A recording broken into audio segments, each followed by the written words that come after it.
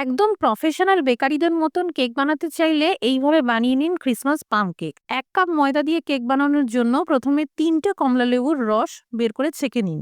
এবার স্বাদমতো যা হাতের কাছে অ্যাভেলেবল থাকবে সেই ড্রাই ফ্রুটস গুলো ভিজতে দিন।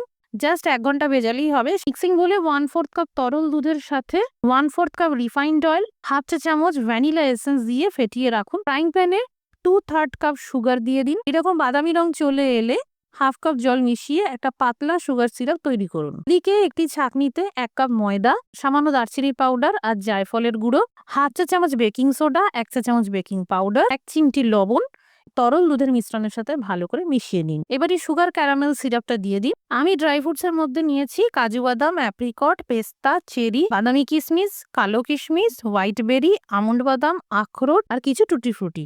কেকের ব্যাটার অবশ্যই ঘন রাখবেন। কেকের মিশ্রণটা ঢেলে দিন। কেকের ওপরে পছন্দ মতন যে কোনো ড্রাই ফ্রুটস দিয়ে টপিং করুন। কুকার বা কড়াইতে জোর আঁচে 1 মিনিট প্রিহিট করে নেওয়ার পর 30 মিনিটের জন্য বেক হতে দিন। কেক বেক হয়ে গেছে। তৈরি ক্রিসমাস পাম কেক।